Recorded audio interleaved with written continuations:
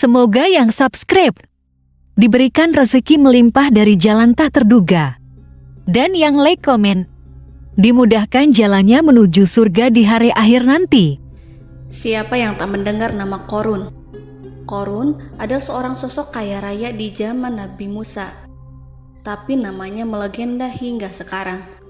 Kisahnya diabadikan dalam Al-Quran, bahkan menjadi peribahasa atau ungkapan di masyarakat guna menggambarkan seseorang yang mirip dengan tabiatnya atau menisbatkan harta yang ditemukan terpendam dalam tanah sebagai harta Qorun. Qorun adalah miliarder kaya raya yang hidup sejaman dengan Nabi Musa. Saking kaya rayanya, Qorun setiap kali keluar dari rumahnya, ia didampingi dengan 300 pelayan laki-laki dan 300 pelayan perempuan. Qorun juga dikawal oleh 4.000 pengawal yang diiringi 4.000 binatang ternak, ditambah 60 ekor unta yang khusus membawa kunci-kunci gudang penyimpanan harta kekayaannya itu.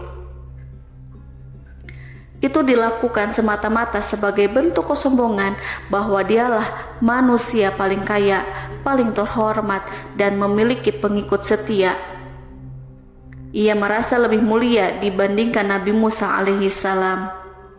Orang-orang tentu saja akan penasaran seberapa banyak harta kekayaan Qorun jika pengawal dan pembawa kunci gudang kekayaannya sebanyak itu. Lalu berapakah harta yang dimiliki Qorun yang disimpan dalam gudang-gudangnya tersebut? Sebelum saya melanjutkan, dimohon untuk menonton video ini sampai selesai supaya tidak ada kesalahpahaman dalam memahami isi cerita, serta mohon bantu channel ini semakin berkembang dengan cara tekan subscribe dan silahkan tinggalkan like serta komen positifnya. Semoga dukungan pemirsa Risalah Kehidupan bernilai pahala dan menjadi wasilah dimudahkannya segala urusan pemirsa sekalian. Pemirsa Risalah Kehidupan, di zaman sekarang banyak orang yang mengistilahkan rezeki yang tak terduga dengan istilah harta Qorun. Lalu dari manakah sumber harta kekayaan Qorun yang sangat luar biasa itu? Serta di manakah Qorun dan hartanya ditenggelamkan? Siapakah Qorun dan bagaimana kisahnya dengan Nabi Musa? Qorun merupakan kaum Nabi Musa alaihissalam. Disebutkan oleh Ibnu Jurayj, nama lengkap Qorun adalah Qorun ibnu Yashar, ibnu Qahis, ibnu Lawi, ibnu Yakub. Ia merupakan putra paman atau sepupu Nabi Musa alaihissalam. Pasalnya, Nabi Musa alaihissalam sendiri adalah putra Imron, sedangkan Imron adalah putra Qahis. Dengan kata lain, Qorun masih satu kakek dengan Nabi Musa alaihissalam, yakni kakek Qahis. Ia adalah umat Nabi Musa yang taat. Tidak hanya memiliki banyak harta, Qorun juga termasuk orang yang cerdas dan berilmu. Ia menguasai ilmu duniawi dan ilmu ukhrawi, dan tercatat bahwa Qorun adalah ahli di bidang kimia. Dirinya tercatat sebagai ahli kitab Taurat setelah Nabi Musa. Kepandaian Qorun dalam ilmu agama membuat dirinya sering disebut dengan ilmu nawir atau orang yang memberi cahaya dan penerangan. Suaranya terkenal merdu dalam membaca kitab Taurat. Selain itu, Qorun juga lihai dalam berbisnis. Ia mengetahui trik investasi yang menguntungkan, serta jalur perdagangan internasional yang strategis di zamannya. Kekayaan Qorun begitu banyak, sebagaimana tercatat dalam surat Al-Qasas ayat 76. Sesungguhnya Qorun termasuk kaum Musa, tetapi dia berlaku aniaya terhadap mereka. Kami telah menganugerahkan kepadanya pembendaharaan harta yang kunci-kuncinya sungguh berat dipikul oleh sejumlah orang-orang yang kuat. Dalam riwayat Khaisamah disebutkan, untuk mengangkut kunci gudang kekayaan Qorun dibutuhkan 60 bigol atau sejenis kuda kecil. Ukuran kuncinya sebesar jari, bahannya terbuat dari kulit dan setiap kunci digunakan untuk satu gudang. Maka keluarlah Qorun kepada kaumnya dalam kemegahannya. Para ulama tafsir menjelaskan Qorun keluar dengan baju mewah diiringi dengan 300 gadis berbaju merah dan 4.000 kendaraan kuda. Tak heran iring-iringan Qarun itu mengundang decak kagum mereka yang gandrung terhadap harta kekayaan. Sebagaimana yang terekam dalam Al-Quran, moga-moga kiranya kita mempunyai seperti apa yang telah diberikan kepada Qarun. Sesungguhnya ia benar-benar mempunyai keberuntungan yang besar.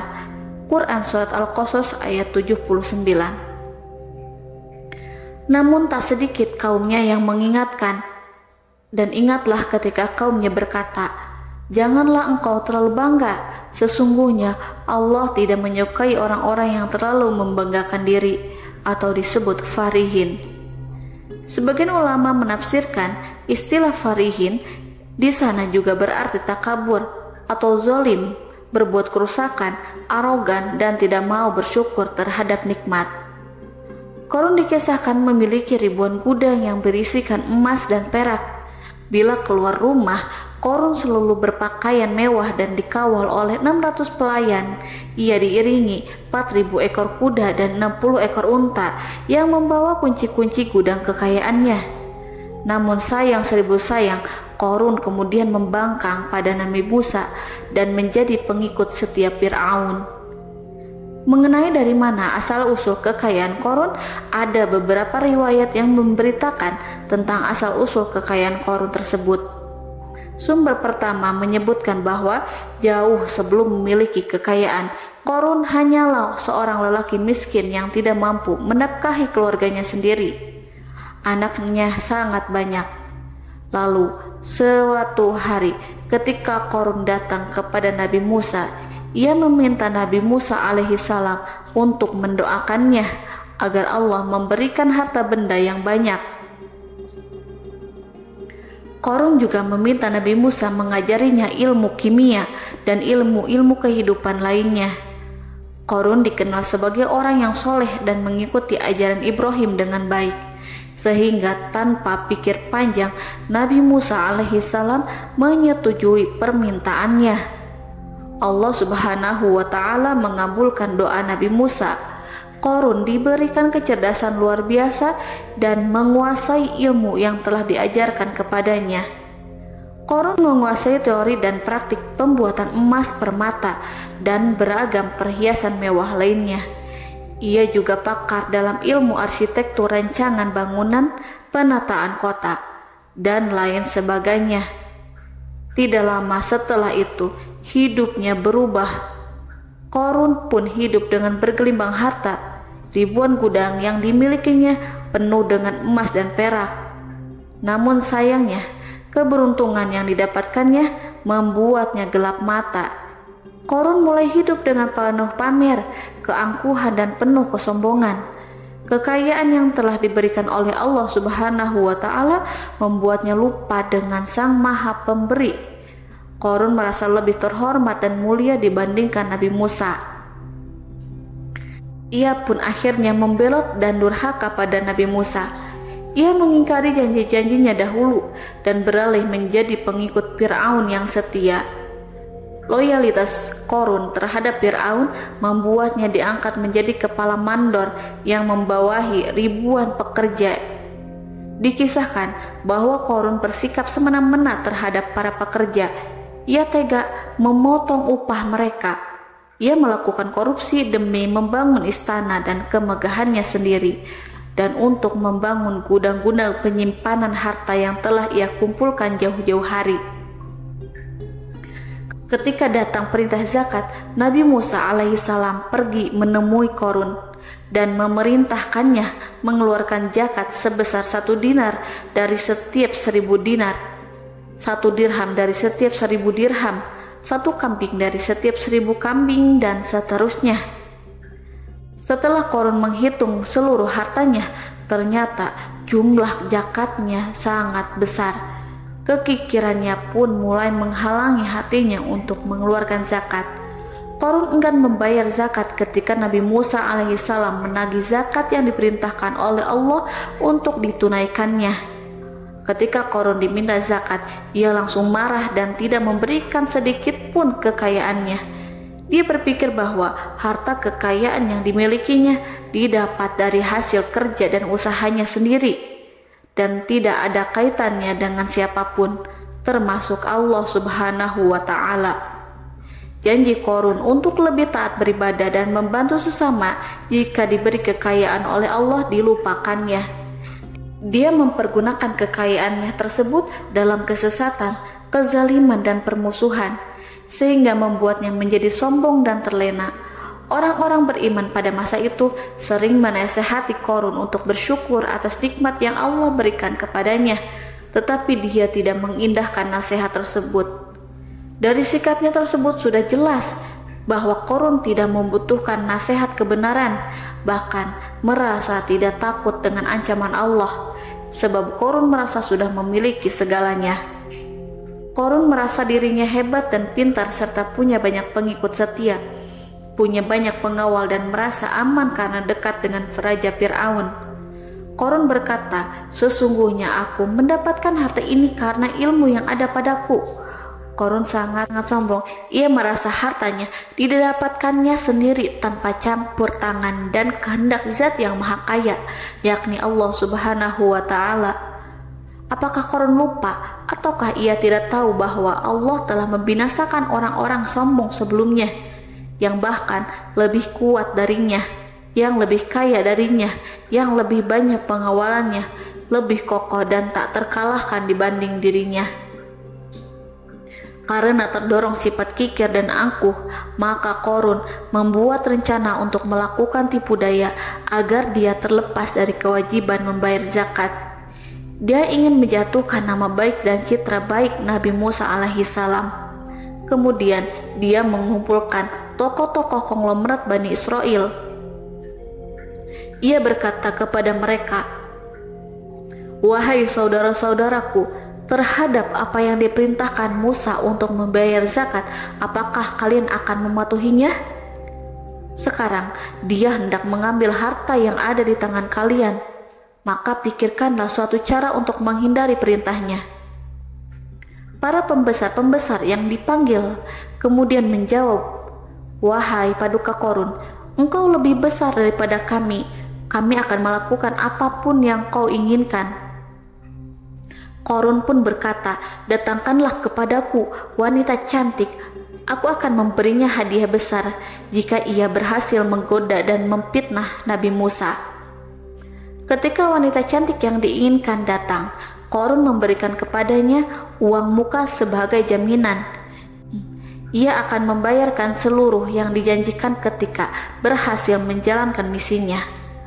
Bukan hanya itu, Qorun pun berjanji akan menjadikan wanita ini sebagai istrinya.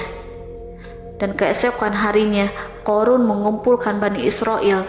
Setelah itu, Qorun menghadap kepada Nabi Musa seraya berkata, "Orang-orang menanti kedatangan Anda, sampaikanlah saran dan nasihat kepada mereka." Nabi Musa kemudian keluar dari rumahnya. Ia mulai menyampaikan nasihat pada umatnya. Di antara nasihatnya, beliau berkata, "Barang siapa yang mencuri, aku akan memotong tangannya. Barang siapa yang memfitnah, aku akan mencambuknya sebanyak 70 kali. Barang siapa yang tidak mempunyai istri dan dia berbuat zina, maka aku akan mencambuknya sebanyak 70 kali. Adapun barang siapa yang memiliki istri dan dia berbuat zina, aku akan rajam dia sampai mati." Qorun kemudian berkata, "Apakah ini juga berlaku untuk Anda jika Anda sendiri yang berbuat zina? Apakah Anda akan menerima hukumannya?" Kemudian Nabi Musa menjawab, "Ya, meskipun saya sendiri yang melakukannya." Maka kemudian Qorun memanggil wanita yang telah dibayarnya. Wanita itu berdiri di depan Nabi Musa dan Bani Israel yang telah berkumpul. Dia mengaku sedang hamil karena telah berhubungan badan dengan Nabi Musa. Maka marahlah Nabi Musa atas fitnah kejam yang diarahkan kepadanya. Kemudian Nabi Musa melakukan sholat 2 rakaat, lalu mendatangi wanita itu dan menyumpahnya agar mengatakan siapa yang menyuruhnya. Wanita itu menjadi ketakutan. Ia gemetar di depan Nabi Musa dan dia mengaku bahwa yang menyuruhnya adalah Qorun. Lalu wanita itu bertaubat dan meminta maaf kepada Nabi Musa. Seketika Nabi Musa bersujud seraya berdoa kepada Allah untuk menimpakan azab kepada Qarun. Allah memberi wahyu kepada Nabi Musa bahwa bumi telah dijadikan tunduk kepada perintah Nabi Musa. Kemudian Nabi Musa berkata kepada bumi, "Wahai bumi, telanlah Qarun beserta kekayaannya, habiskanlah semua." Kala itu Allah menurunkan wahyu kepada Nabi Musa alaihissalam untuk memerintah bumi apapun yang diinginkannya. Begitu Nabi Musa alaihissalam datang dengan wajah sangat marah, barulah Qarun merajuk, "Wahai Musa, sayangilah aku." Sementara Nabi Musa alaihissalam tak bergeming.